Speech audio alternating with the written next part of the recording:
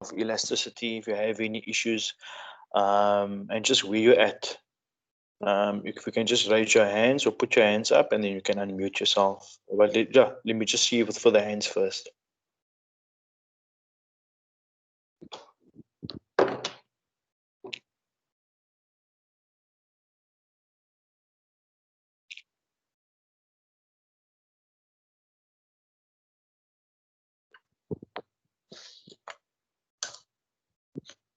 Can you hear me?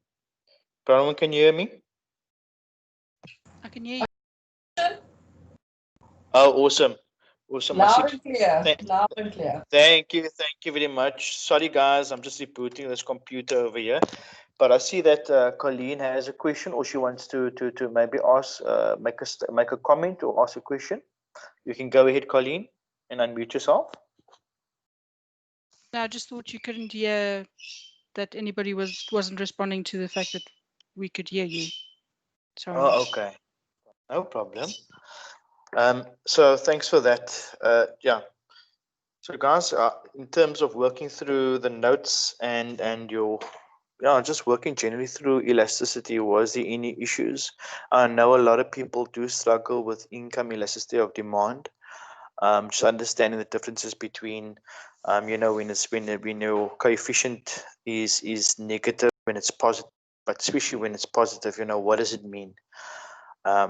Yeah, so just generally, just give me your thoughts, please. Even if it's just a comment, you don't need to ask a question, but I just want to engage with you guys.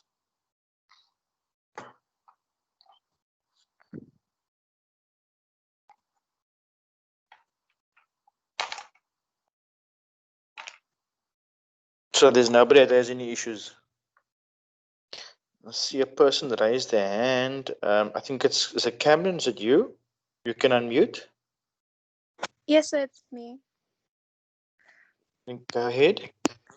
I wanted to ask, so I did proper maths in high school, and most of the questions, must I answer exactly how they've answered in the book, or can I answer in the mathematical way that I've been taught and learned?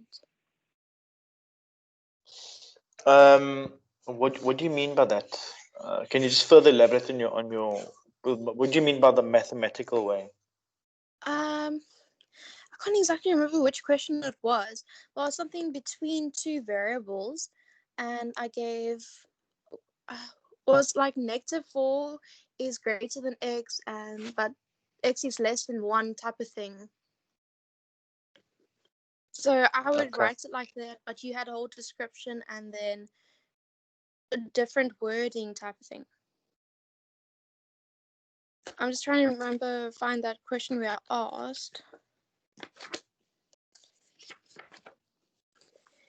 Because I wasn't sure, because I don't want to answer incorrectly when I've learned it that way. Is it possible for you to put it in the chat? Yes, I'll definitely do that. Thank you, sir. Please don't call me sir. Thank you. I do apologize. I always forget. No worries, no worries. But Cameron, before you go, what is your general take on things? Are you grasping it well? Is there any issues in terms of the different types of elasticity? Are you struggling with working out all the calculations? Let's that. Or if you feel a bit uncomfortable, then we can leave it. No, it's fine. I can chat. With in regards to the calculations and the new formulas, because I've been doing maths and physics, I've gotten used to just learning formulas.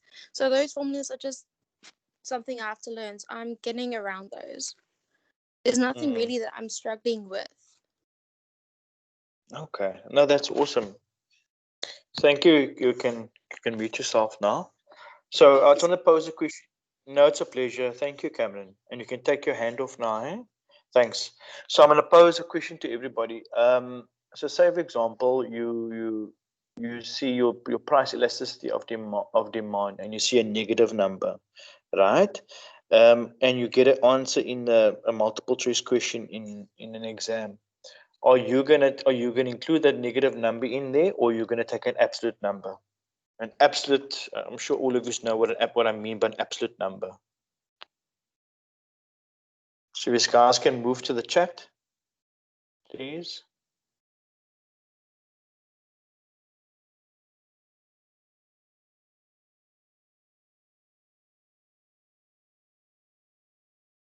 You can just put your answer in over there.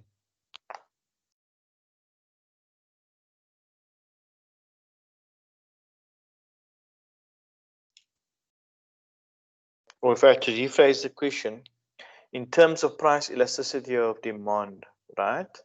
In other words, it's your percentage change of your quantity demanded divided by your percentage change in your price, right? You do come up with a negative number, but in terms of calculations, you just need to remember it's a negative number. But as Lauren said, an absolute number, right? And Jolene is saying, I think one would ignore the negative sign, although we know it's negative. That's spot on. Okay. So I'm just going to pause again. I'm actually going to try to go through the laptop this time. It is rebooted on my side, so I'm just going to be a bit quiet on the side now, and then try and just log in there.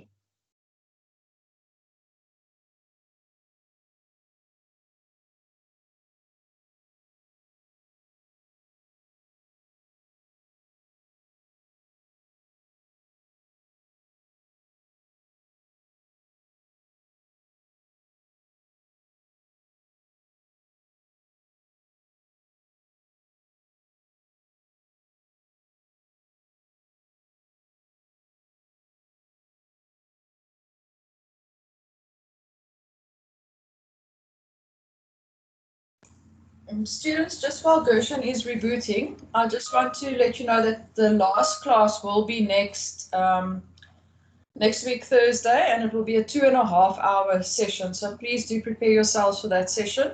I'm sure you will give you some more information about what to prepare for in the class as well.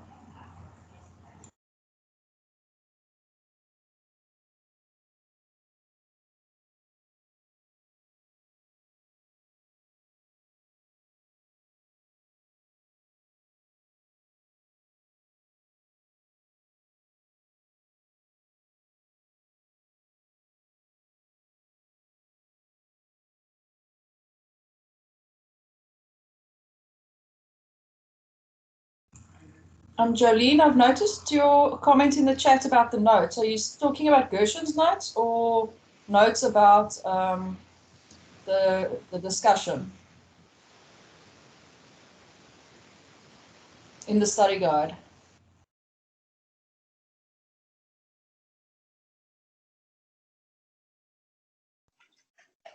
Hi, Bronwyn. I hope Hi. you're well. I think Gertrude mentioned the beginning of this class now about the notes for the elasticity. So I'm just wondering, are the notes uploaded somewhere? Is there something perhaps on the Western Cape portal site, or do we just work out of the study guide? I think Gershon can respond to that when he's back, but I know all the notes he has sent to me I have uploaded onto the Western Cape portal site. What I will do for you is I will post a direct link to the recordings, but you have to be linked in or join the Western Cape portal in order to access the notes. So that's just a quicker way to get to the recordings, and we will upload the recordings as soon as we can now for the sessions, because we know students are preparing a lot now for the exams. Awesome. Thank you so much.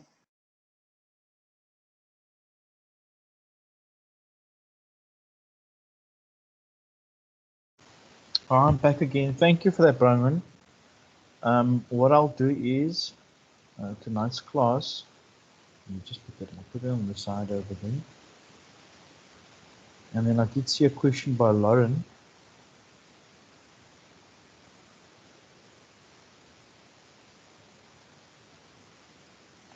Oh, Lauren had a hand up. Lauren, you can unmute. Hi there, Gershon. Hi. I was going through your elasticity notes the other night, and the last example that you gave, at the end it is the answer, the elasticity is negative, and then you said the meat and the chicken is then substitutes, but wouldn't it then be complements if it's negative?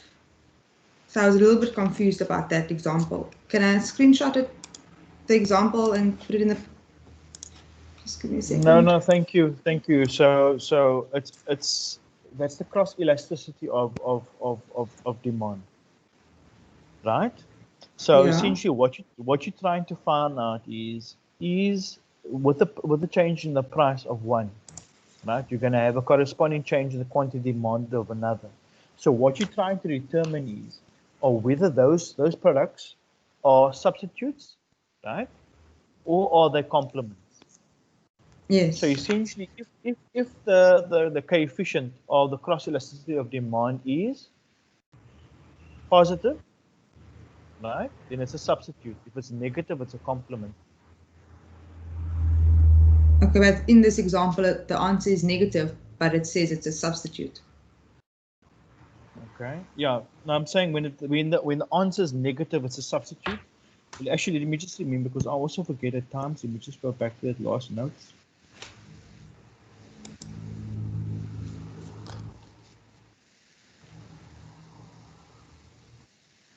Yeah, when it's negative, when you have a negative cross elasticity of demand, it's a complement.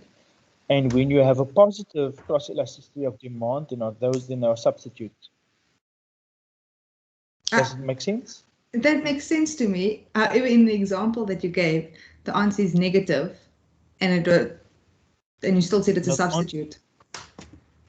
No, Is it not negative 0.33? No, it's positive 0.33 in the example. I'll just show you here. I'm just going to screenshot this here. Sorry. No problem.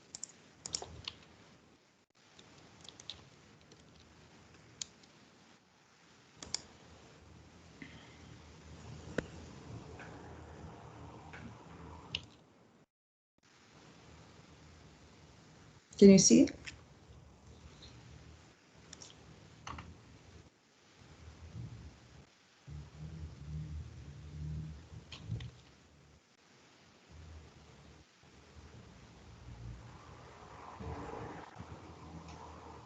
That is, the price of meat is 30 rand per kilogram and the quantity demand of chicken is 4.5 kilograms per month. The price of meat increases to 40 rand per kilogram and the quantity demand of chicken is now 6 kilograms per month. Calculate the cross elasticity of demand. Right? Is this an example that you got from one of my other notes that I maybe made a mistake in?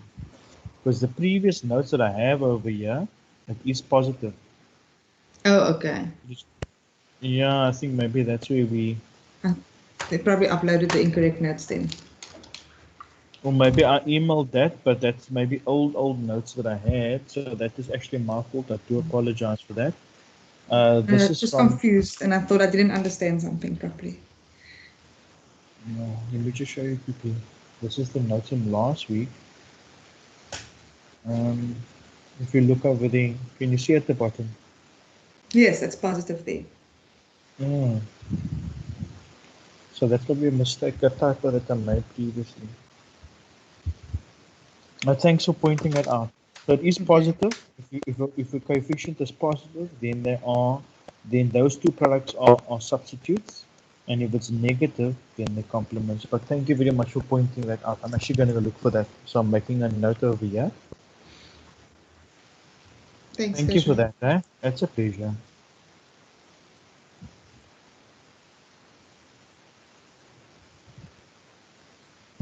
Let me just change this quickly.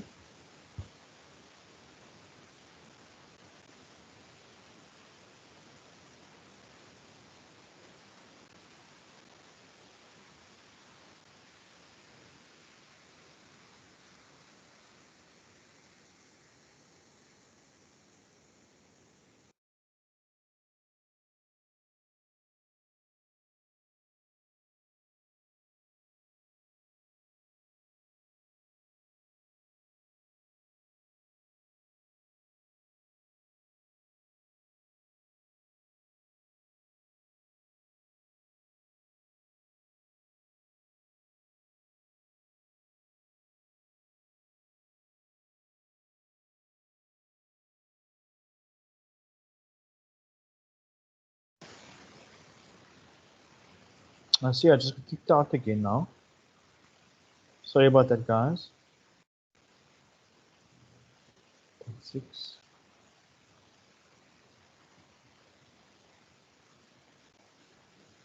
Can you hear me?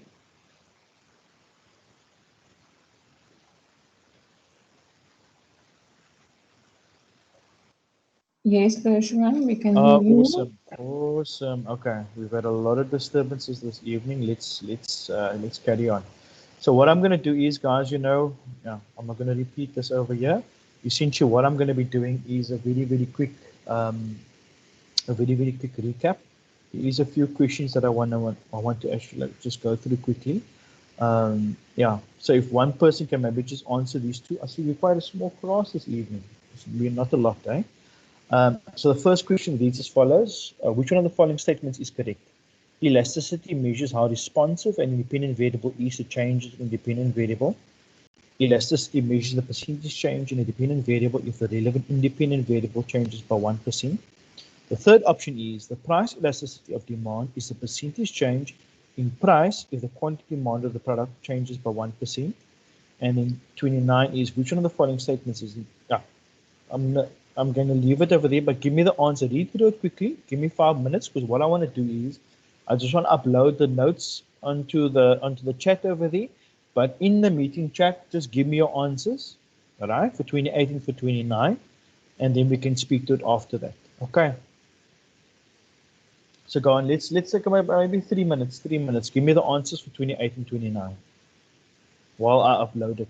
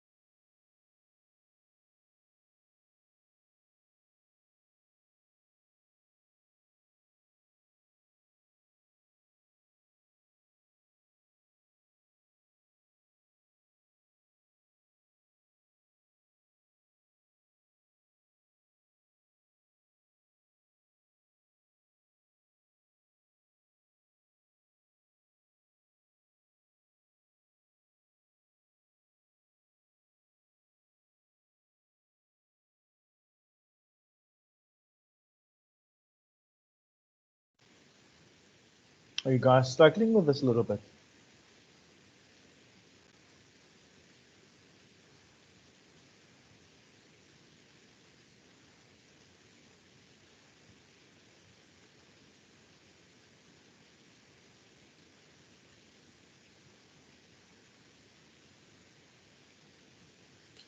Colleen, if you just mind unmuting yourself, what do you mean by you need access? I'm getting access denied. I don't have access to the SharePoint. To the SharePoint, is that to the notes? Yes. To this in That the meeting chat, or that ECS1501 tutorial PowerPoint presentation.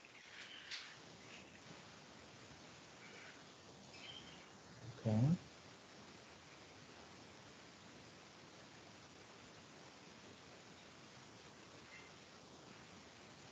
Yeah, I can see. I'm also trying to do it now.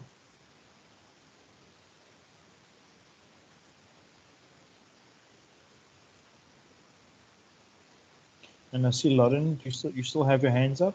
Thanks, Colleen. I'll try and email it to you guys very quickly.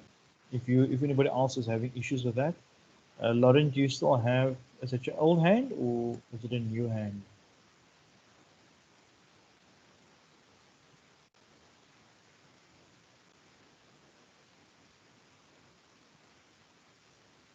Lauren, you're welcome to unmute. It's my old hand, sorry. Oh, okay. No worries. No worries. Okay. So just from and I see Yolanda also has a hand. You can unmute. Hi, I'm sorry, I was supposed to answer question 28 Yeah, question 28 and 29. and 29. Okay, I already have my answer, I'm not sure. But for 28, I will go with option 2. Elasticity measures the percentage change in a dependent variable if the relevant independent variable changes by 1%, I think. Okay, let me just have a look quickly. So you're saying 28 is number 2, elasticity measures the percentage change in a dependent variable if the relevant independent variable changes by 1%. Okay. And 29?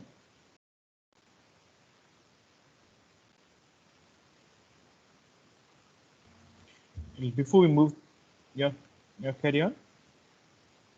No, it's okay. You can state your statement. I was still thinking about it. Oh, no, thanks. Thank you. Guys, you agree with Yolanda on number 2 over there for 28?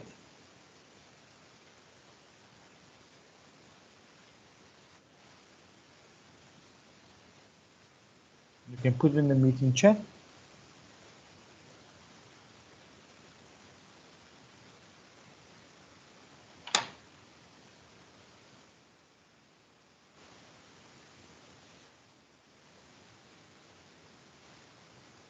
I see if Azilia's agreeing with you, Yolanda.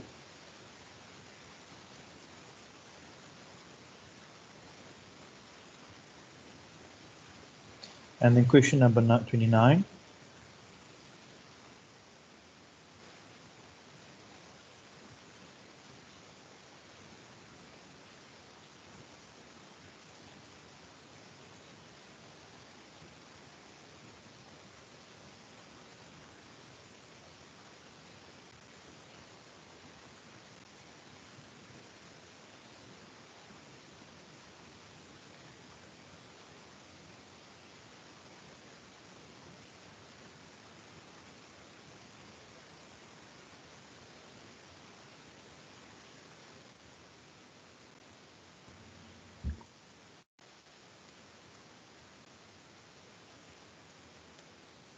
You can go ahead.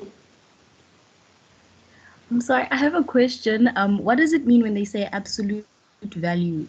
Is it the value as it is, including the negative, if it's a negative, or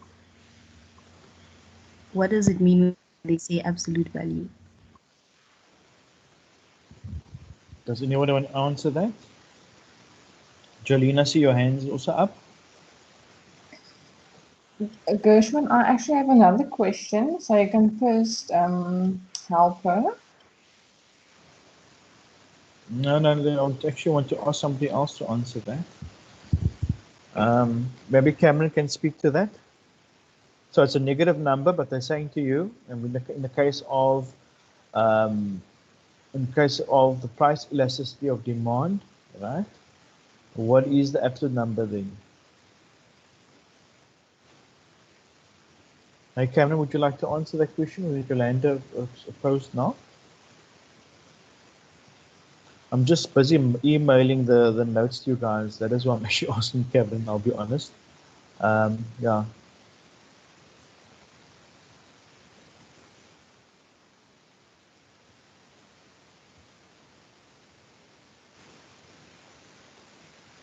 Cameron? Essentially, it's a positive number. Okay. So yeah, in the case of price elasticity of demand, it is a negative number, but now you're going to take the absolute number, which is positive. Okay. And in terms of the question 29,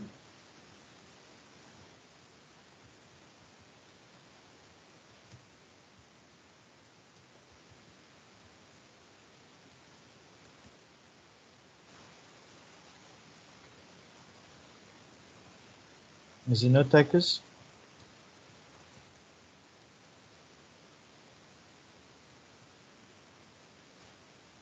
I was hoping we're going to move a bit quicker through the stuff because there is a lot of things we still need to go through, guys. So please put your answers in the meeting chat.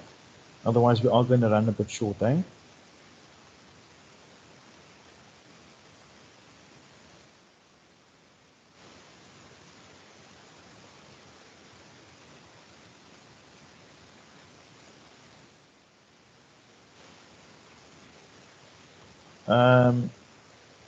Jolene, did you have your hand up? I was going to ask before we go ahead, I just want to know the difference between the price elasticity formula, where we take the quantity demanded and divide by the change of price, and then the arc or midpoint formula. What is the biggest difference between those types of calculations? Because I know that with the arc elasticity or the midpoint, we basically take the Q2 minus the Q1 and then divide it by Q2 plus the Q1 divided by the price. So I just want to know the difference, if you can perhaps tell me. Okay. So in terms of the difference between the two, right? If you want me to go back to or can I put this? Can we park that a little bit, because there is a question that actually speaks to that. If you don't mind, Jolene, because I want to get through some of the notes, and then we can actually just leave it a little bit more towards the end, because I do have a question relating to arc elasticity. Okay. Okay. Thank you. If you're cool with that. Okay. In terms of math, yeah, I see that Lauren put it over there. To think of all numbers as positive, remove the negative sign. Thank you for that, Lauren. In terms of a more mathematical, yeah, okay. I'm not going to try to make it too hardcore, but let's carry on. In terms of question 29 over here, right? Which one of the following statements is incorrect? Right? When calculating the price elasticity of demand, one is to take the absolute value of the result.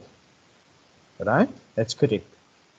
The price elasticity of demand is expressed as a ratio, which is known as the elasticity coefficient.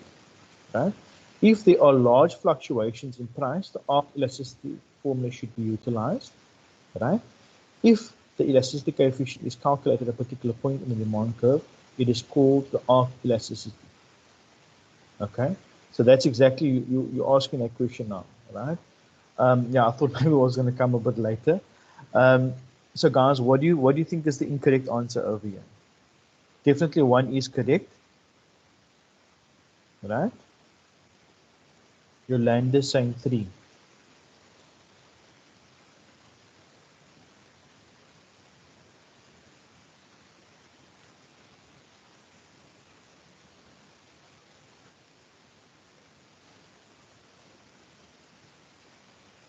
That's not 3, Yolanda.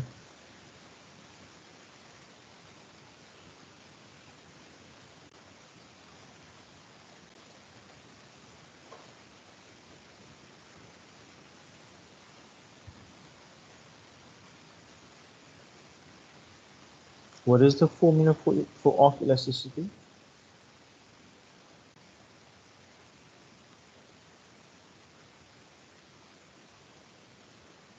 What is the, okay, let me put that in quickly.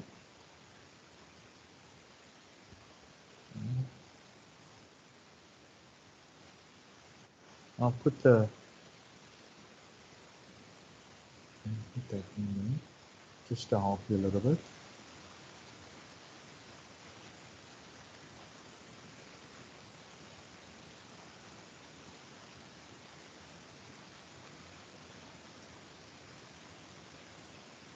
So the answer is 4, right? But let me speak to it quickly.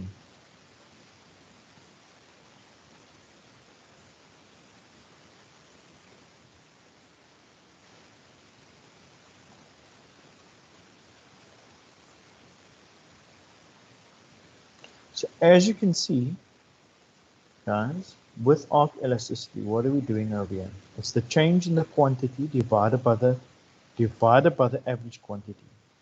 It's the change in the price divided by the average price. Okay? So if there are if there are large fluctuations in the price, the arc elasticity formula should be utilized. Okay? That's why they're using the average price, the average quantity over here. Okay?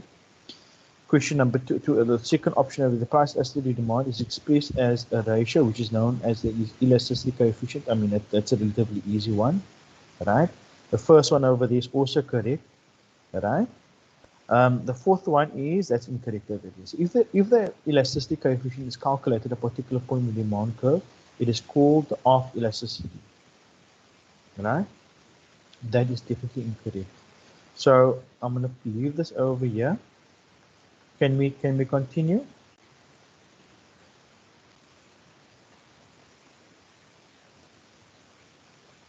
And we can always come back again, guys.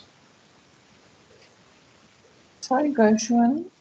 No problem. I shared the formula that's in the book, and this that's right. I'm sorry, my dog is barking. No worries, no worries. I just want to make sure if that's the same formula, because the one you have is different to the one that's in the book.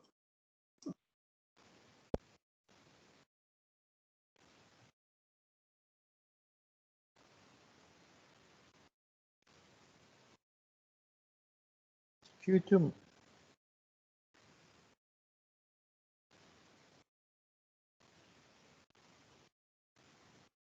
So what book did you get it from, Jolene? This is the study guide that UNISA sent us. So I'll just pop in a solution that they have on that specific formula in the chat as well, how they use it.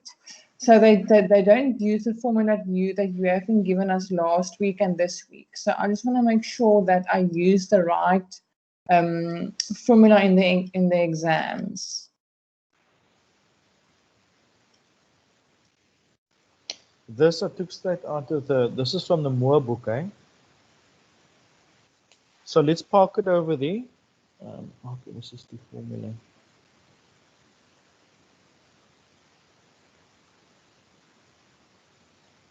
I'm making a note of it.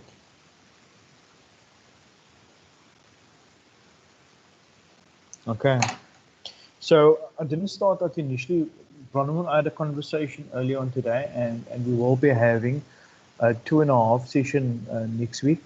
Okay, so ideally the first hour we'll have a 50-minute break, and next yeah, we'll see. We'll just take it as we go from there, and another 15-minute break. But next week is the last class.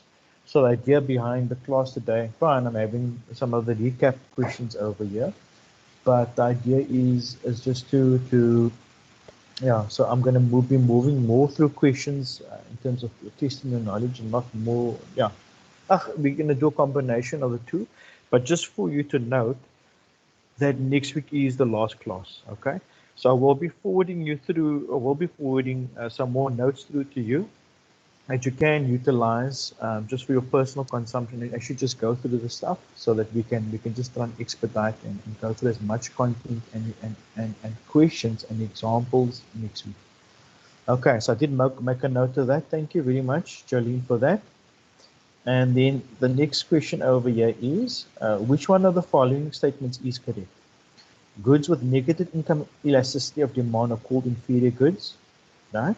Certain goods with a negative income elasticity of demand can be considered normal goods. Goods with positive income elasticity, which is greater than 1, are called essential goods. When considering the price of related goods, one should consider the income elasticity of demand. Okay, so which one is correct?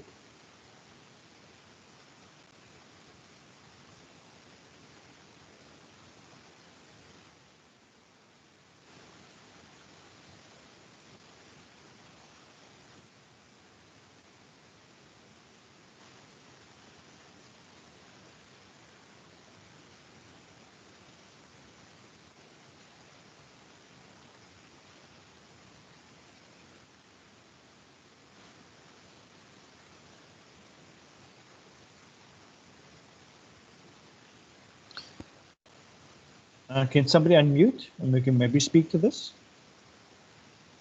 And not you, Colleen or Jolene. Neither Cameron, somebody else that hasn't spoken yet. I've spoken to Lauren. I have spoken to, I think, the tender already once.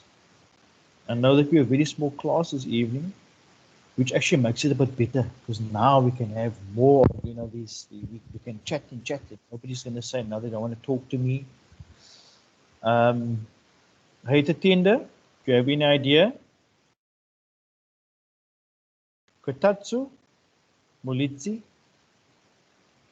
Fazili.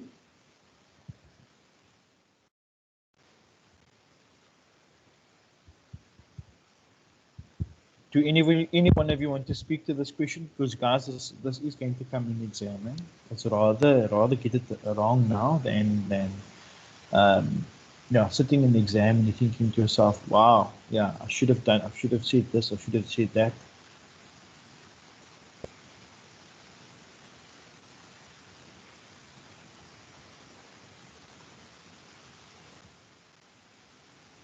Or rather put it in the chat then.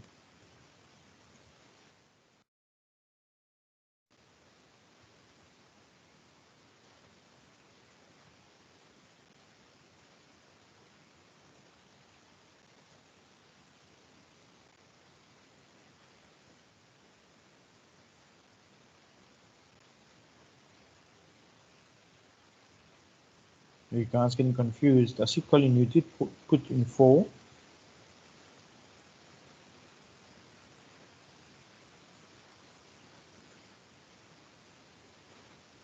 Right? Is any other contributions?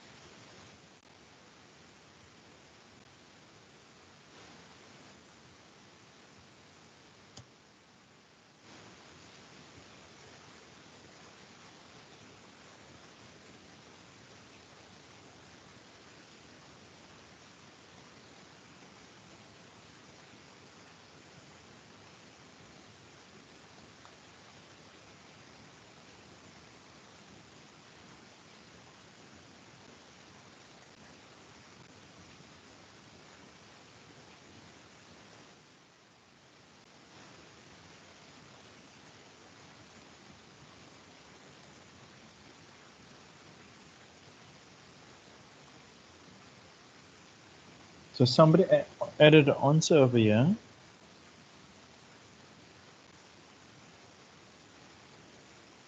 So Colleen is saying 4. Titswa says it's 4, and Cameron, you also saying 4. Okay, can somebody give me a reason why you're saying it's 4?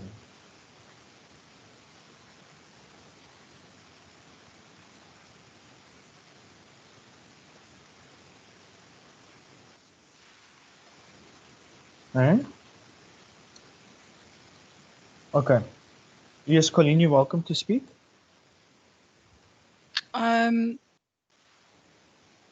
The negative elasticity of so the first one I don't think is correct because it doesn't mean it's an inferior good if it's got a negative to me.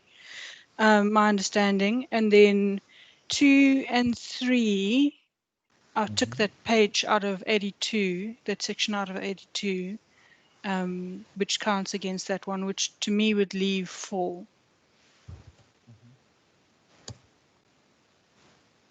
Happy to be wrong. Okay, let's go through it.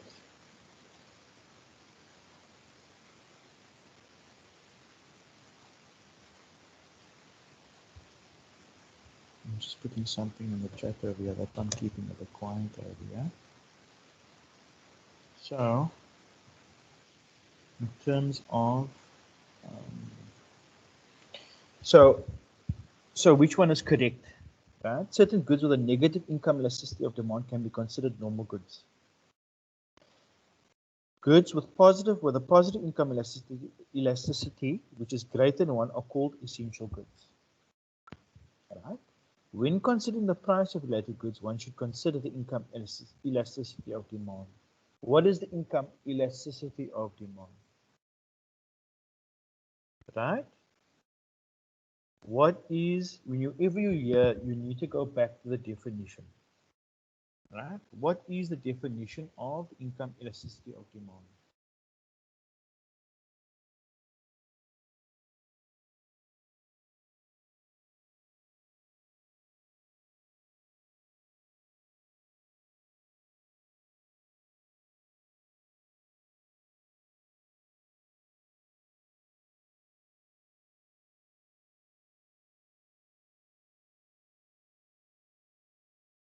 trying to put up and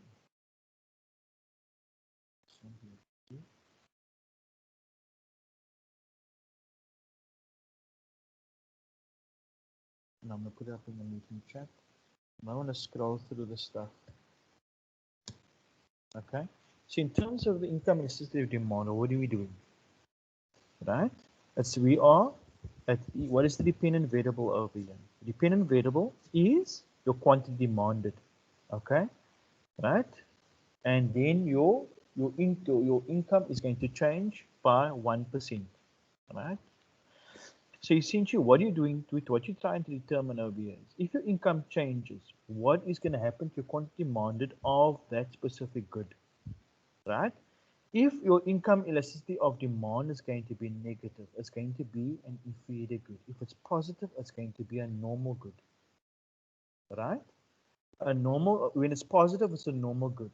If it's greater than 0 and less than 1, then what is it? It's an essential good like medicine. Okay. If it is greater than 1, it's a luxury good. So it's saying to you, you as a consumer, right? If my income changes, how is what is going to happen to my quantity demanded for a certain good? Now, actually, seeing what the income elasticity of demand coefficient is, then you can actually determine, right, what type of good it is. Okay. If it's positive, then you know these two classifications, right? If it's greater than 1, remember it's positive, but if it's greater than 1, then that good's a luxury good, right? If it is greater than 0 but less than 1, then it is an essential good. If it's negative, then it's an inferior good. So the first point of call is whenever you hear the word income elasticity of demand, you need to just think to yourself, if it's positive, it's a normal good. If it's negative, it's an inferior good. So please write it down, right? And if it is positive, then you need to think of two different classifications, right?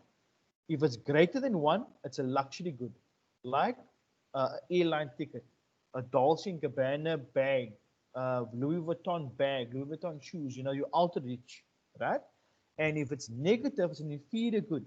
So in other words, I use an example of 2-minute noodles, right? If your income increases, right, your quantity demanded of that inferior good is going to decrease. If your income increases, you're not going to buy 2-minute noodles. You're rather going to go buy, I'm making silly examples over here. You're rather going to go buy a chicken and mayo sandwich on whole wheat bread with avo and whatever else, blah, blah, blah. So that's the example. Okay, so I hope you guys understood that. And then because at 1:30, actually, we need to pick up a pace a little bit because we are going a bit slow over here, and we're not going to get through all the stuff that we need to cover this evening. Okay, so in terms of question 31 over here, when the price of a product increases by 5% and the quantity demand of the product changes from 1,500 to 1,200, what is the price elasticity of demand of the product? So I've helped you out over here. I've given you the formula, right? Remember, it's percentage change in the quantity demanded divided by your percentage change in the price. Okay. So, guys, I'm looking on my side over here. I see somebody put in over there. Is it Jolene? Let's just have a look again. Yolanda's saying option 2. Bazile, you saying option 1. Is that now with the previous question? I'm asking for answers now, so it's option 1 over here. Eh? For 30, it's option 1. For question number 31, who would like to work through this with me? And don't be shy, guys. We're going to work together over here, and not the same person again. Yonella, are you cool to work with me?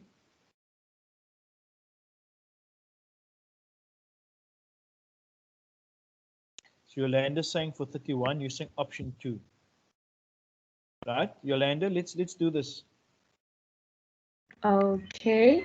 So what I did was I took 1,200 because That is the second quantity demanded, and I subtracted 1,500 from that, and then divided that by 1,500 because that was the first quantity demanded before it changed. And then I divided that whole sum by 0,05, which is 5%. And I got -4. You are so beautiful, you know that. Thank you. Beautiful. Well done, man. That is spot on. Equal to -4. Right? Because this is, I did write my answer down earlier. Let's do this.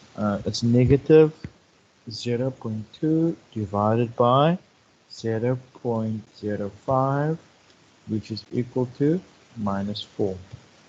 Right? But we know I'm taking the absolute number over here, which is 4, so it is option 2. So now we're gonna go through utility today, guys. When you hear the word utility, always just remember that it means satisfaction. Okay, utility means satisfaction. Okay, so in terms of this, right, what do we mean by utility? So, and yeah, what do you mean by marginal utility and total utility? We need to distinguish between ordinal and cardinal utility, explain the law of marginal utility, what do you understand by the consumer equilibrium in the utility approach, and we're not going to go through derivation of individual demand curve. Yeah, we're just going to go through some of these goodies this today. Okay. So as I said earlier on, when you think of the word utility, what does it mean? It's basically talking about satisfaction. So it is the degree of satisfaction that a household or consumer derives or expects to derive from the consumption of a good or service. Okay, so the consumer wants to maximize his or her utility. Okay, utility, satisfaction, degree of satisfaction. Okay, so what does cardinal utility mean? Cardinal utility speaks about the idea that utility or the satisfaction that a consumer derives from consuming a product can be measured in some way. Cardinal utility, right? That satisfaction can be measured in some way. Okay. Cardinal utility, that satisfaction can be measured in some way. Cardinal, measured. Cardinal, measured. Okay. Just remember keywords. Cardinal can be measured. Okay. Ordinal utility is ranking of different combinations of consumer goods and services in order of preference. Ordinal utility, ordinal, there's some order, right? So just use keywords that helps you basically try and remember these things. Okay, so ordinal utility is about the ranking of different combinations of consumer goods and services in order of preference. Ordinal, order of preference. Okay, so when we talk about marginal utility and total utility, right? When we talk about marginal utility, what are we saying? It's that extra utility. Marginal, right? Remember when okay, so I was thinking of ECS1501. Marginal being additional or extra, right? Marginal is extra or additional. Always remember this. When you guys go through to ECS1601, you're going to hear people talk about marginal propensity to consume, marginal being additional or extra, propensity meaning tendency. So yes, so you see these key words that mean something, but just always remember that. So marginal meaning extra or additional utility that a consumer derives from the consumption of one additional unit of a good. Okay, so it is that extra satisfaction that you as the consumer is going to get from consuming one additional unit of a good or service. Is that extra satisfaction, that extra utility of consuming one additional unit of a good or service. Okay. The marginal utility will decline until it reaches zero.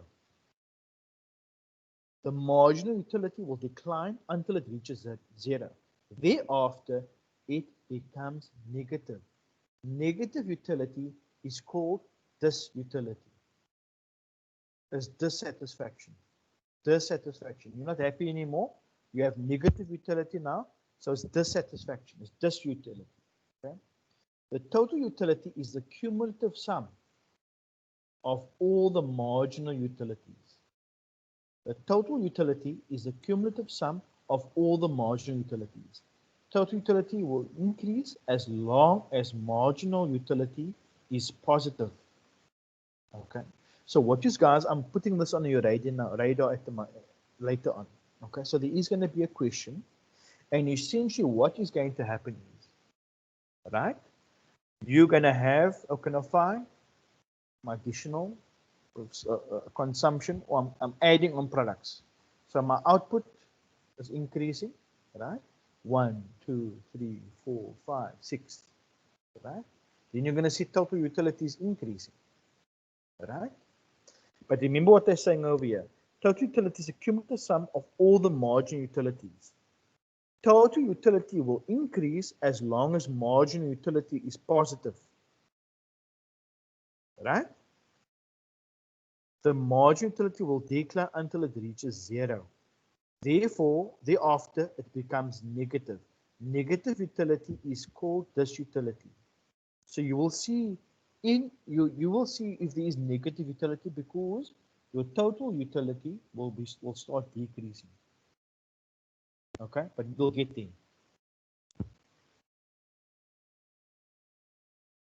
So what is the law of diminishing marginal utility? What is the law of diminishing marginal utility? The marginal utility of a good or service eventually declines as more of it is consumed during any period, right? The marginal utility of a good or service eventually declines as more of it is consumed during any given period.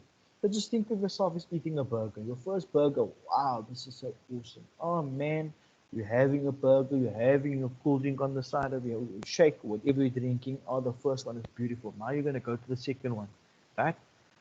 You're not as hungry as you were before. Okay, but this one, it's not as awesome as it was previously, but it's still good. And now you start eating more, and you start eating more. Okay, that is what they're trying to say over here. But I'll read it quickly for you. So if you are really hungry, the first burger is delicious and makes you really, really happy, right? You decide to buy another burger. This burger also adds to your happiness, but not by so much as the first burger. You buy a third burger, but this was too much and you reach disutility. That's negative utility, right? Negative satisfaction. You feel sick. Your happiness is decreasing. Okay? That is the law of diminishing marginal utility. Extra satisfaction, right? Marginal utility. Remember what the definition was? I don't know why this doesn't want to move. Right? Marginal utility, what was that? It was the extra or additional utility that a consumer derives from the consumption of one additional unit of a good. Okay, so we're going to pause over there. When we come back, right, we're going to carry on with this, and then we're going to, we're not far from some of the other examples. But we're going to break for 10 minutes. Or actually, let's make it for 5 minutes. Or how do you guys feel for that? Are you okay? Or do we keep it at 10?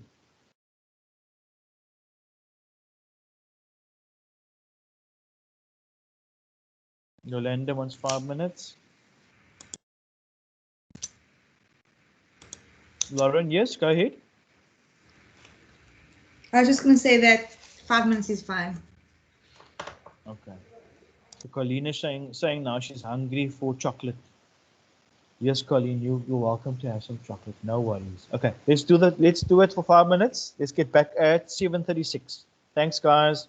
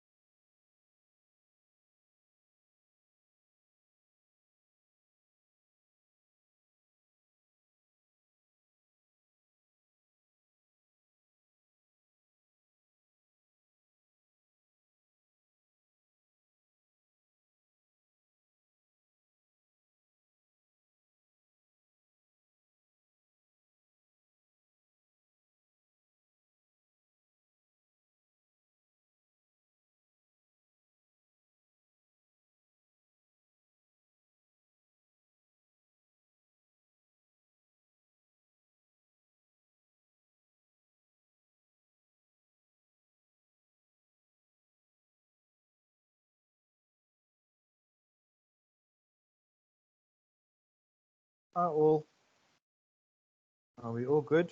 I think I see 7:36. Are we all back again? You can just give me a thumbs up.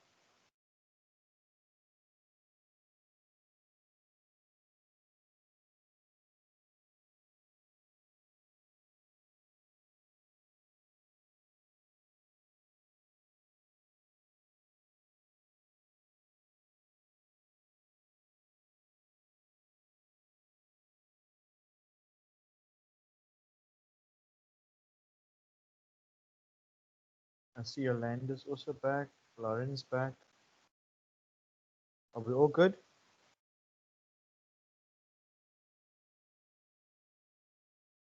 Okay, I'm going to continue now.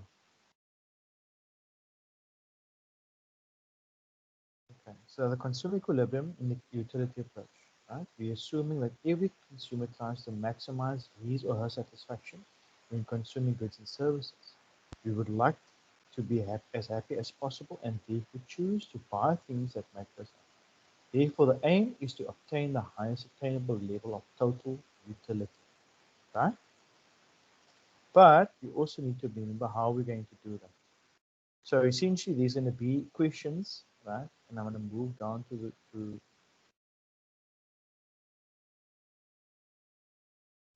there's a question, right? Most of the time, it's going to be in your exams, and this is I'm just putting this up over here, but this is how I worked it out in Excel, okay? And this is essentially what they're going to do. Question 38 over here, right? They're going to give you a total utility for apples, and they're going to call it utils, right? Total utility of bananas in utils, and then total utils of utility of oranges. Okay. Then they're going to say to you, suppose John or Mary or Tando has 100 rand available to spend on apples, bananas, and oranges, and that each of these products costs 10 rand per kilogram. If John spends the full 100 rand on these products, he will be in equilibrium if he buys, right? So essentially what you're going to try to do is you're going to want to work out where you're going to work out your weighted marginal utility. You are going to work out your weighted marginal utility. Okay. So your weighted marginal utility is the marginal utility we get for every rand that we spend. The weighted marginal utility is the marginal utility we get for every rand that we spend. Okay. So your weighted marginal utility is your marginal utility divided by your price. Your weighted marginal utility is your marginal utility divided by your price. So how do we know what combinations of goods and services to buy to maximize our utility? Right? You only look at the combinations that you can afford. Right? And then you find the combinations where your weighted marginal utility are equal. First point is, right, there's two conditions or criteria, and they are listed right over here for you. Only look at the combinations that you can afford. You've got the budget of 100 rand over there in the example at the bottom. You can only look at the combinations that you can afford, right? And then you find the combinations where your weighted marginal utility are equal. So now I'm going to give you an example, right? Example 1. Get your get your thinking glasses on, right? So I'm going to try and make this a bit bigger. Thabo consumes only 3 goods: bread, meat, and rice. Right? The table shows Tabu's scale of preferences in respect of the weekly consumption of these 3 goods of bread, meat, and rice. Right? If Tabu consumes 10 units of each good, his total utility will be 1,155 utils. This is the maximum satisfaction that you can obtain. Right at the bottom over here. So it's total utility over there. Right? You can see if I make it a bit bigger.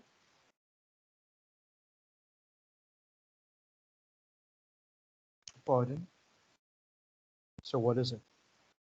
Right? If Tabu consumes 10 units of each good, his total utility will be 1,150 utils. Right? Adding up his total utility for bread, which is 270 utils. You're adding up his total utility for 10 units of meat, which is 495 utils. Adding up, right, his total utility for 10 units, right, of rice, which is 390. So that's 1,155 utils. Okay. But he can afford 10 units of each good because he only has a budget of 12 rand a week. Right? We can see that the highest total utility is obtained if Tabo uses his 12 rand to purchase 5 units of bread, 1 unit of meat, and 2 units of bread, which yields a total utility of 426 units. Right? So here's the possible combinations of the bread, meat, and rice that you can be bought with 12 Rand and the total utility of each combination. So what do we have over here? Okay. You have the first combination, you've got 10 units of bread, 5 units of 0 units of meat, and 1 unit of rice. Right? Gives you total utils, a total utility of 356. Then your bread starts moving less. Right? Your meat starts increasing.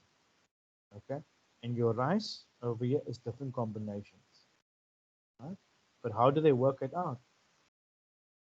So I'm going to show you my little example over here, right? I have my marginal utility. Well, let me rather start off like this, okay? I have my units, right? Similarly to what we had over here, right? The units over here on the far left-hand side, okay? So we've got units 1, 2, 3, 4, and 5. What we have is we first have apples, and what I'm saying over here is my marginal utility. In my total utility, TU means total utility, and MU divided by your price is what? Is your marginal utility divided by my price. That is my weighted marginal utility. And remember what our definition over here was, right? My weighted marginal utility is the marginal utility we get for every rand that we spend, right? So how do we know what combinations of goods and services to buy to maximize utility? We need to know. We only look at combinations that we can afford. Please remember that. Okay? Please remember that. So the first thing that I'm going to do, right? Well, let me just mention that criteria for you again. But the way I'm gonna use a stepwise process in terms of macroponology for us to get to the right answer. Okay, but remember this criteria. The first and foremost one is only look at the combinations that you can afford. Find the combinations where your weighted margin utility are equal. You're going to start with number 2. You are going to start with number 2. So when you have your question, right? When you have your question, let's have a look at the question over here. Okay, they're going to give it to us like this. So what you're going to do for question 38 over here, right? You are going to recreate it like this. You are going to recreate it like this. Okay? Are you thinking, oh my God, Gershon, what are you talking about? Right? And I'm going to draw it for you now. Right?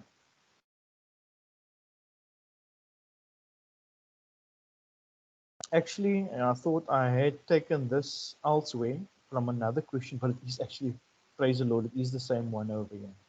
So, what are we doing? Right? Let's move it over here. Okay? At unit measured in kilograms, right? We have the total utility of apples, which is 120, right? Total utility of bananas, which is 64. Total utility of oranges, which is 100, right? So I'm now going to put in for apples. Yes, you got your units on the far left-hand side. For apples, I'm going to have 3 different columns. I'm going to have marginal utility, my first one, total utility, and my weighted marginal utility. Okay, that P means price. Okay. Then for bananas, I'm going to do the same thing. My margin utility, my total utility, and my weighted margin utility. So when you're at home and you're writing the exam, what you do is you open up Excel and you recreate this. Right? So now I've seen, now we've got 3 columns for this, we've got 3 columns for that, we've got 3 columns for this. Now you're thinking, okay, now fine. How do we start it off? Do you guys want me to recreate that quickly while using Excel? Okay.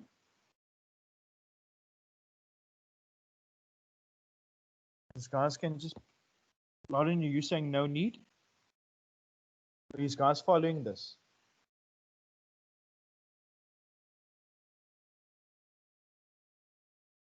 Basilia saying yes, please. Sorry, Lauren.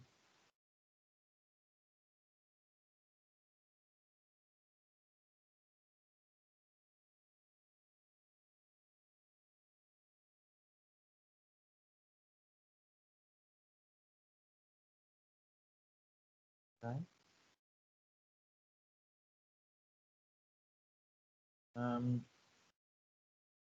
Solvent 15.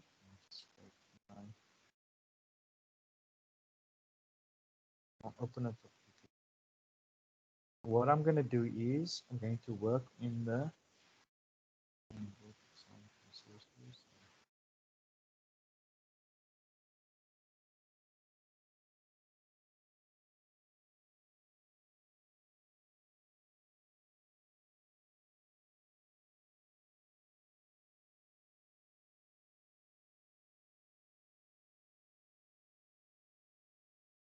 Can all of you see that?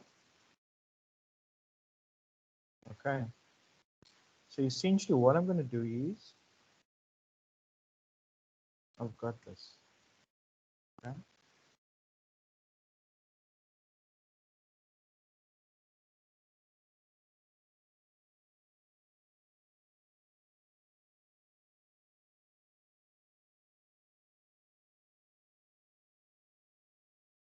So what I'm going to do is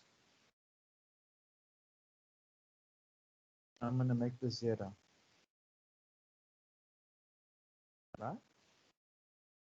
What I'm going to do is we started off, we know that apples, let's go back. Yeah. We know with apples, this is what we're given, the units we're given. Right? We start off over here. Right? Our margin utility, right? For apples, when we start out is 120. Okay? So what is the difference? Is this 188 minus that 120? 68. Right? That 226 minus the 188. Right? Now I'm working. Remember what we said. What is your margin utility? It is the extra or additional satisfaction we get by consuming one additional good or the service. Okay? So what am I doing over here? It's the 256 minus that over there. Okay? This is the very, very quick way that I work it out. 24. Am I right? It's 24, 30, 38, and 28. Okay? What is my weighted margin utility? Okay? It is my margin utility is equal to this over here divided by my price. What did I say my price was? I think it was 10 rand. The question reads, suppose John has 100 rand available to spend apples, bananas, oranges, and that each of these products cost 10 rand per kilogram. Each one of them costs 10 rand per kilogram. Okay? So, that's that divided by 10 rand. Right? Equal to my margin utility divided by 10 rand. Right? It's equal to, I can use the, yeah, but I don't want to do it because it's quick. Divided by 10. It's equal to this divided by 10 rand.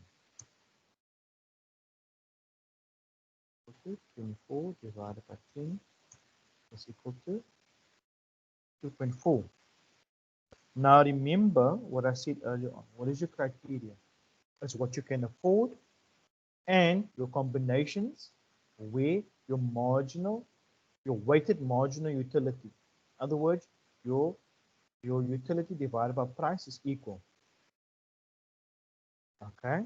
Where else are they equal over here?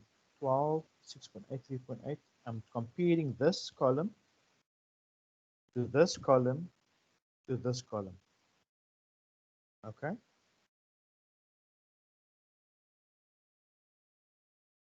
Two point four. There's 2.4 over there. There's no 2.4 over there. 6.8 now. 3.8. Luckily, in this example, I don't see any one of them being equal. 1.5. Right? In this example, they made it a bit easier.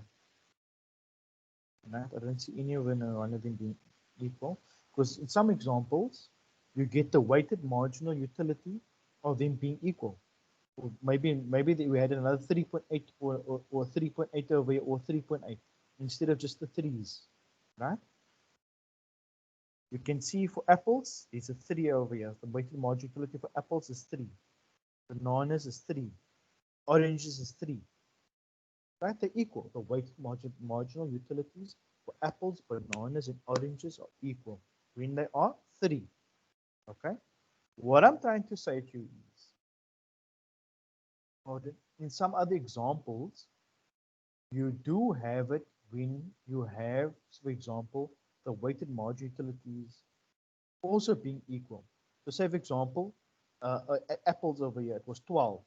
Bananas, I maybe added 12 over there. And for oranges, I also added 12. But the point is that at those respective units for that, apples or bananas for oranges, it's maybe going to cost more than 100 rand. I hope the light bulb is switching on over here, right? You can't afford it because your budget is 100 rand. The budget is 100 rand. Okay. So say, for example, what is it over here? Right? What are you going to buy? You're going to take 4 apples with your marginal utility. Can you see it's 4 apples? Right? For bananas, it's 2 bananas. And where's it 3 for oranges? That's also 4 oranges. Okay? So that is 4 apples. Remember, they cost 10 rand per kilogram, right?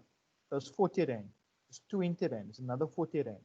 So 40 and 20 is 60, plus another 40 is 100 rand. Okay. And what it, at equilibrium, my total utility is, we're looking at the total utility here, which is my total utility, where my marginal utilities, my weighted marginal utilities are equal. So it's 256. 256 plus the 134 plus my 210, 600. I make a mistake here now.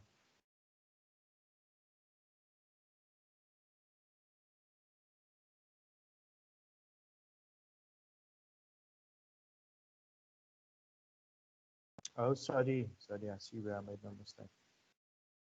It's not 134, it's 94 over here.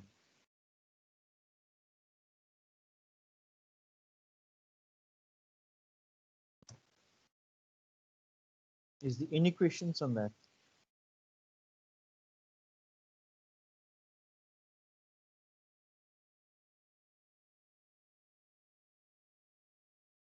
Sorry guys, did I actually show that Excel spreadsheet now? Did you see that?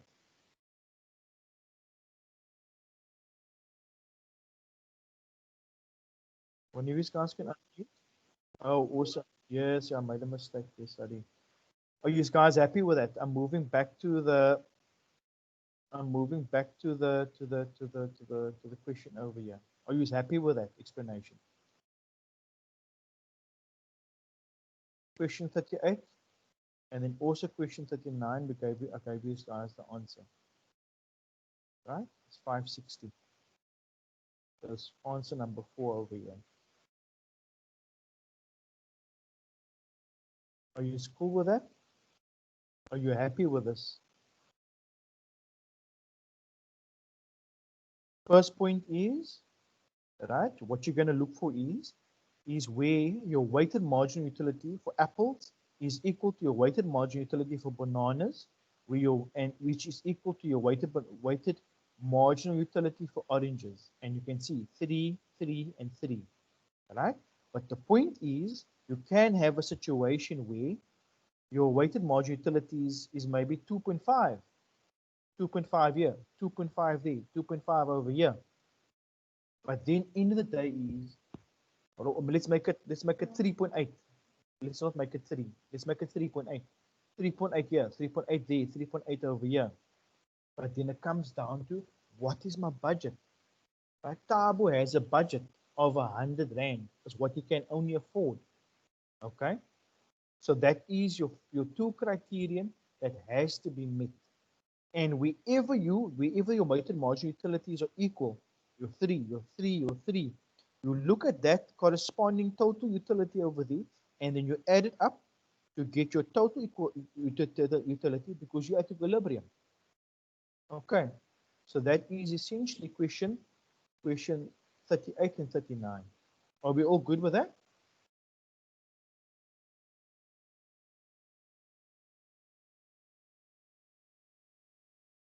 Guys, are we good? Colleen, I don't know, between yourself and Yolanda, yeah, Colleen, go quickly. So I just wanted to ask if we go back to the example before, so if we had 2 3s, and it worked out that it was like 110 Rand, would we take the next highest 2 3 on the other column? No. What is going to happen is, okay, what they will always do is that your margin utility, your weighted margin utilities have to be equal. So if the margin utilities is 333, and that sums up to 110 Rand, not 100 Rand, then we would have to. They'll never do that. They may, sorry for the interjection, they may give you, let's say there was, fictitiously now, there was 3.2 over here, right? If you can see my cursor, 3.2 over there, and 3.2 over here, right? And then you also had your threes, right? Yes. You would actually work out. So now, for apples, I know that it's 10 kilograms, right? Or 10 Rand per unit. So now I take for apples, it's 4 times 10, which is 40 Rand, right? For my bananas, it's 2 kilograms of bananas. So 2 times 10 is 20 Rand, right? Over my oranges is 3 over there, right? My 3 is over there. So it's 4 units. 4 units times 10 Rand is 40 Rand.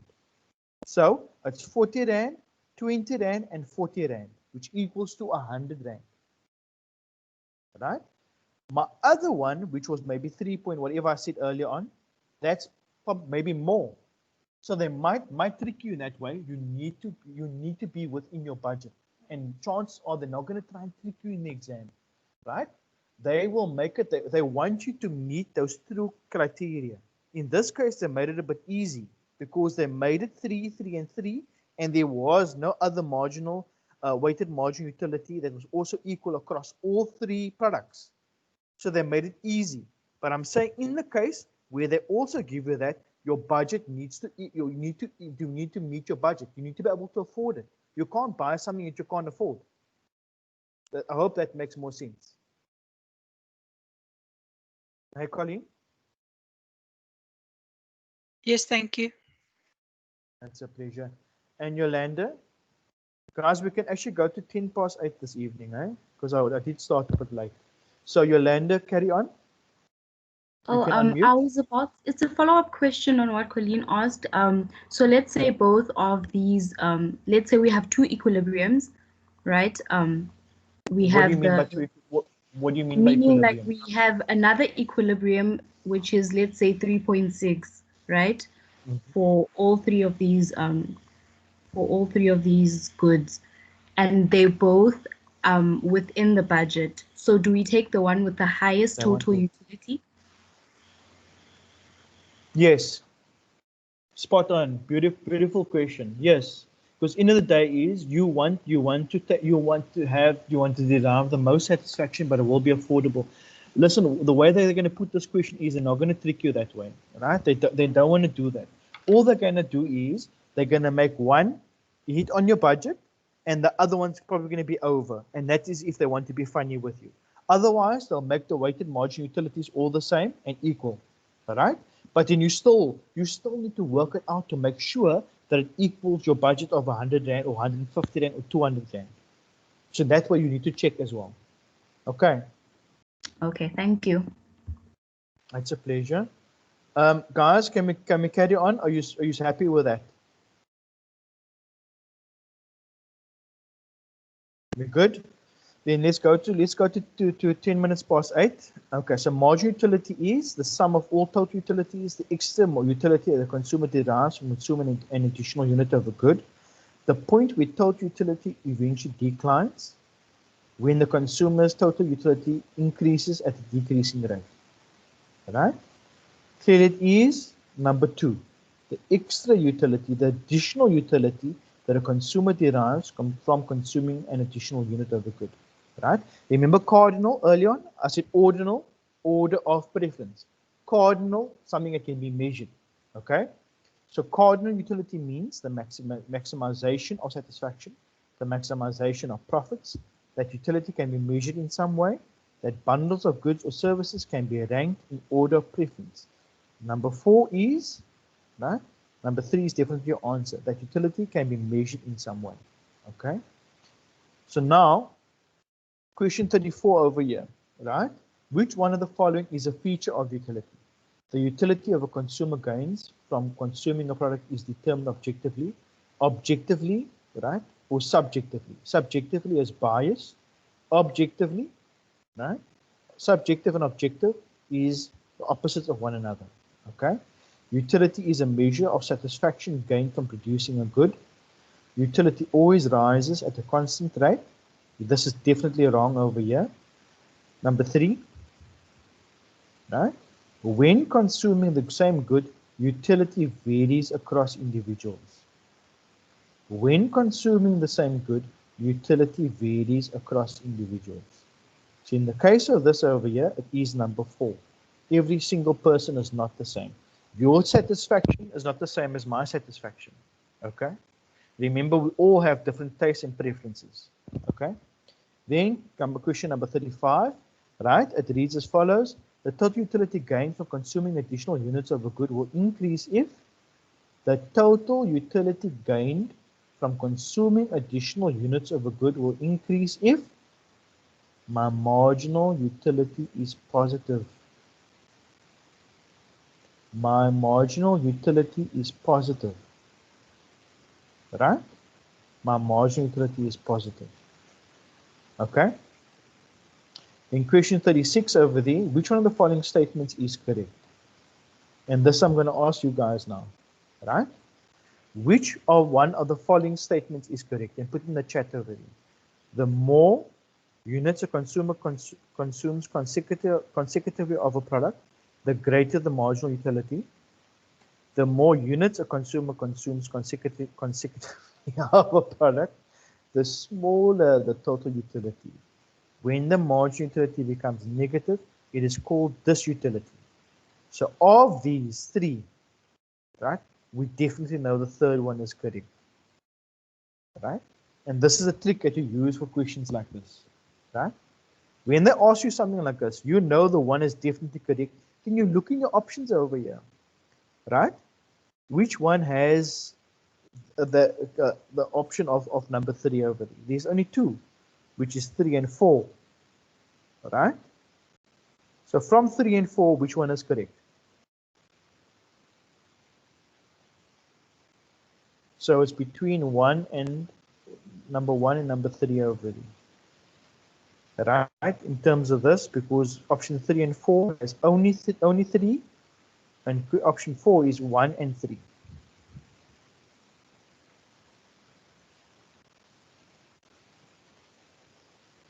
The hint over here is diminishing marginal returns. Remember the example of the burger? So when you're studying and when you internalize stuff like this, always use examples. Like just picture yourself actually eating that. So now they're giving it the burger example, right? Just imagine picturing yourself eating that burger. Okay, first when you're hungry and makes you feel so good, blah, blah, blah, right? Picture yourself. And that way it becomes a feeling. It's tangible. You can actually, not that you can't see it, but you can kind of have an idea. It's more known to you. It's more something that you can relate to. Okay? So the answer is number 3 over here. Only 3. Okay? Yeah, I'm aware that we don't have a lot of time. That's why I'm actually giving the answers. But I'm hoping that you guys are actually just internalize what I'm saying. Okay? And then number 37 over here is a consumer is in equilibrium when? A consumer is in equilibrium when? Right? And you can give me, put in the chat quickly. The marginal utilities per rand spent are equal for all goods purchased. His or her average utility is at the maximum. His or her marginal utility is at the maximum. His or her weighted marginal utility is at the maximum. What's the right answer over there? 1, 2, 3, or 4?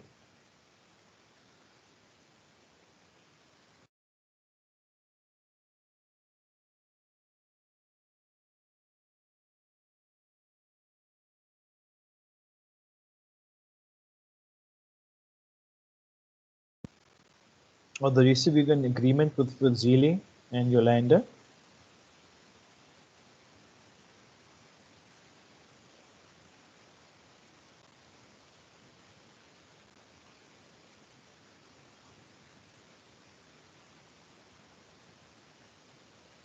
Colin, why are you saying 4? Weighted utility is the last column, and that is the one that's equilibrium, isn't it? Yes, no, right. But Not the isn't that the marginal same? utility. Yeah, but it's, remember, weighted marginal utilities is the marginal utilities per rand Yes. spent. So that is why number 1 is correct. And Okay. remember, they all need to be equal. Yes. If I had to go over here, can you see there your marginal utility per rand spent? Oh, I was thinking that column was the weighted marginal. So that's how they try to trick you over here. So your Yes. weighted marginal utilities is your marginal utility per rand spent. So the divided by price over here, which is 10 rand. So when all those are equal for each good. Okay. Thank you. That's a pleasure. And then CIPO consumes 2 goods, A and B. PA and PB, MUA and MUB, and TUA and TUB represent the prices, marginal utilities, and total utility of good A and B respectively. When will CIPO achieve consumer equilibrium?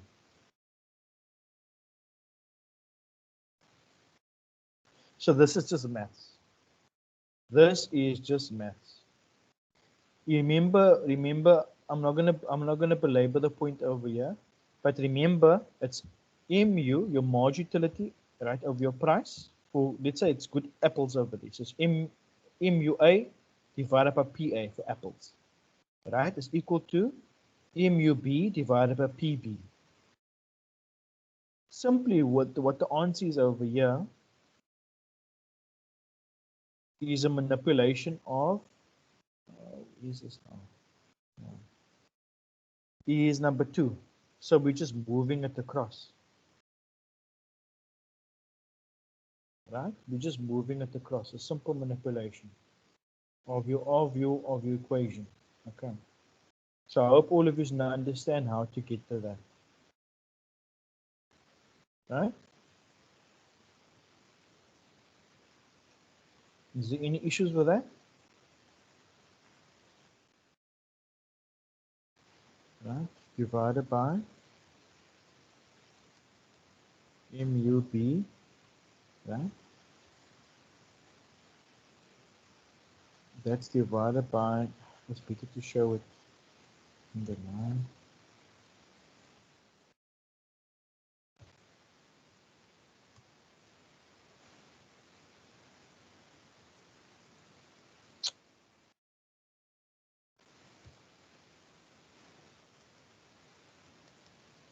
I'm not going to subscript it now. But you guys understand how I did that. So to cancel it out on this side, what am I doing? Do I need to go over that, or are you guys happy with that math?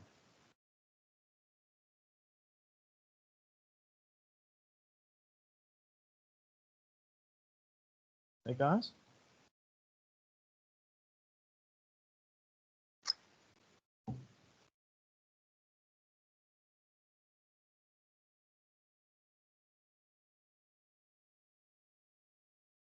Guys, are we good?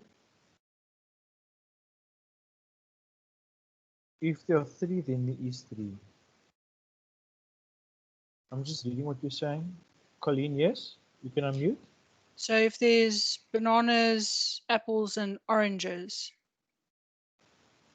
if there's 3, is it where MUA equals MUB equals MUO? Or they're not going to ask us to do that.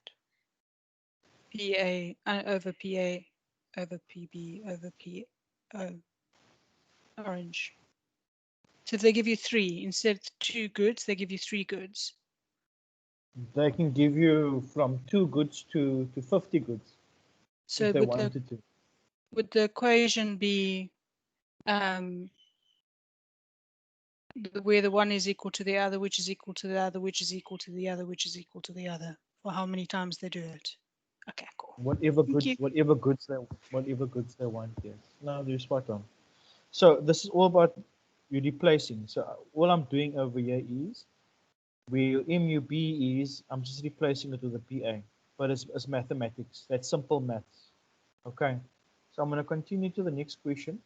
Guys, I'm gonna stop over here. Next week we are going to have a nice long class. No, I didn't go to this one yet. Okay. What I'll do is I'm going to and remember the class is going to be from 6 all the way to 9 o'clock. Okay.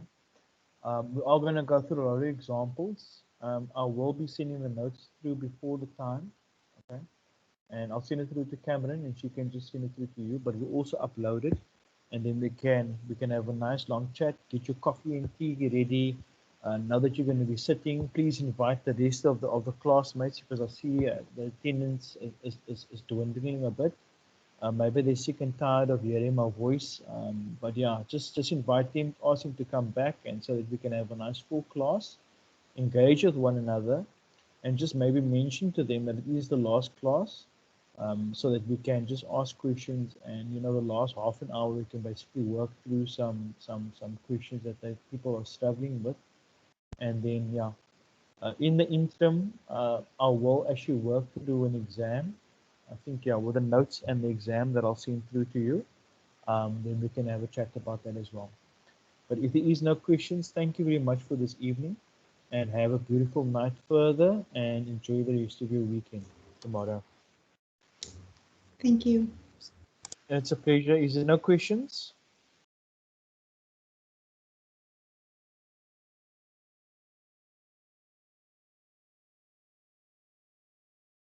And I did actually put the formula in the chat earlier on. I'm hoping that everybody did fill in the attendance register. I'm sure Brahma put it in before, but if you haven't done, I'm going to do that right now. So please fill in the attendance register. Add in the feedback form as well.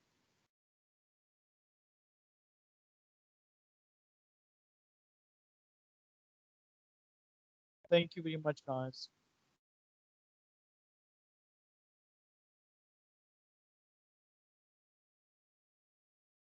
Here you go, Colleen. Put it over there for you.